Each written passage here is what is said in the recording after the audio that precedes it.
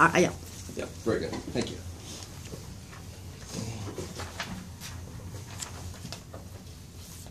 Once, long ago and far away, there lived a great and clever king. The king was great. He led his brave armies in fierce battles, conquering far-flung lands. And the king was clever. He could solve all kinds of puzzles and riddles. In fact, the king sent out a challenge to all of his lands, challenging them to send him puzzles and riddles for him to solve. And they did. And the king was indeed great and clever, for he was able to solve them all. One day, a special package arrived at the palace. It was a beautiful box made of hand-tooled leather, enclosed with a golden clasp. The king opened the clasp, and he opened the box. And inside, he found 3 dolls and a piece of paper. And on the piece of paper it said, "O great and clever king, if you are indeed as great and clever as you maintain, then please be so good as to tell us what is the difference between these 3 dolls." The king said, "Aha, this will be easy, for I am a great and clever king." So the king examined the dolls. He looked at the tops, he looked at the bottoms, turned around, looked at the backsides. He wiggled the arms, he wiggled the legs, but he could discern no difference between the dolls. The king was about to pull out the hair from his beard in frustration when he had an idea. "Aha," he said, "I am indeed a great and clever king, because for just such an occasion, I keep a wise man." So the king ordered the wise man into his court. The wise man hobbled in slowly.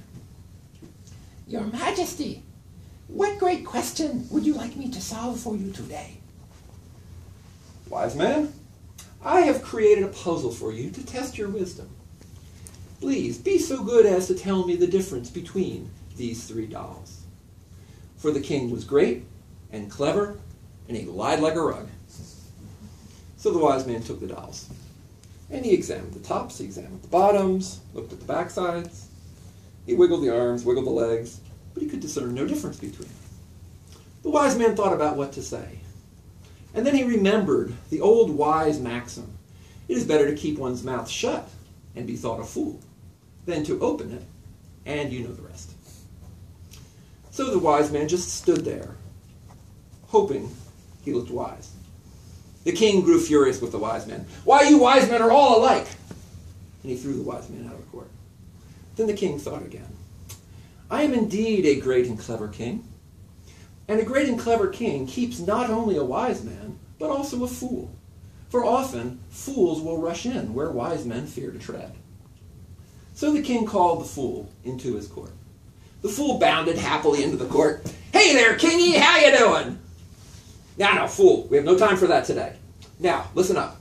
I have created this puzzle for the wise man, but he could not solve it.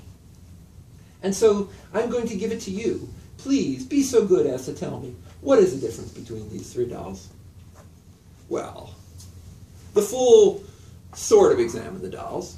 He glanced at the tops, he glanced at the bottoms, but as fools are wont to do, he quickly grew bored. Now, the fool, unfortunately, did not have the wisdom of the wise man, nor his discretion. So the fool said, "I don't know, kingy, you tell me, what's the difference?" The king grew furious with the fool. "Why, you fools are all alike!" And he threw him out of the court. Then he thought one more time. "I am indeed a great and clever king, and a great and clever king, for just such an occasion, keeps not only a wise man, not only a fool, but also a storyteller. For often wisdom is found bound up in stories." So the king called the storyteller into the court. The storyteller bowed low. "Your Majesty, what story would you like me to recount for you today?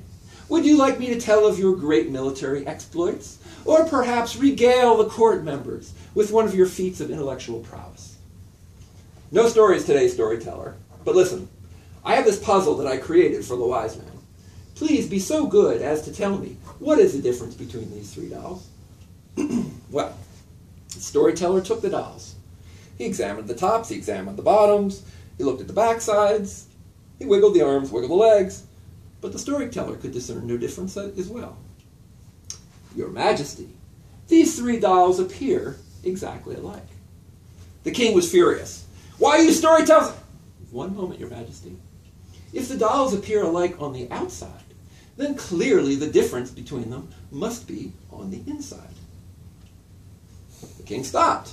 He hadn't thought of that. But the king had a reputation to maintain. A reputation for being great and clever and all of that and a bag of chips. So the king kept up his ruse. Storyteller, very good. Please go on. Now, your majesty, if you would permit me. And the storyteller reached up and he pulled out a hair from the king's beard. Ow! Said the king. I should have you killed for that. Your majesty, please pardon me. But as you will see, it was most necessary. For we must reach inside this doll. And as I am a storyteller, the best way I know of to reach inside a person is through the ears. So the storyteller took the hair and he carefully threaded it into the doll's ear. And it went in and in and in, and it disappeared inside the head. The storyteller turned to the king. Ah, your majesty, we can see that this doll is a wise man. For everything a wise man hears, he keeps to himself. The king was intrigued, but he wanted to keep up his ruse. Wise man, or storyteller, very good. Please continue.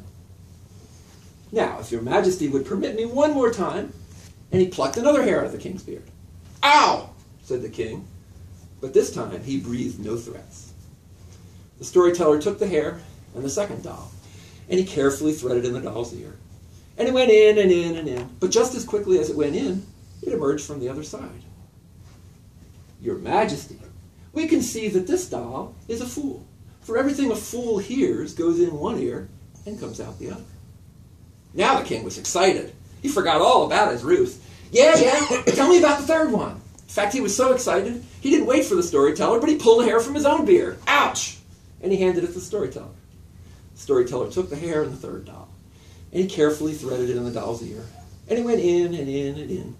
But it did not come out the other side, nor did it entirely stay in. But rather, after a short while, the hair emerged from the doll's mouth.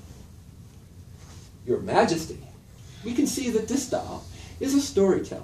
For everything a storyteller hears, eventually he must tell. The king was very impressed. Very good, storyteller. You have solved the riddle of the three dolls. But in return, you have given us another riddle. For when the hair went into the doll's ear, it was all straight. But when it emerged from the doll's mouth, it was all curled. Why is that? Ah, your majesty, you know very well that no storyteller worth his salt ever retells a tale exactly in the way he heard it. We must all add a special curl of our own devising, just as in retelling this tale to you, I have done.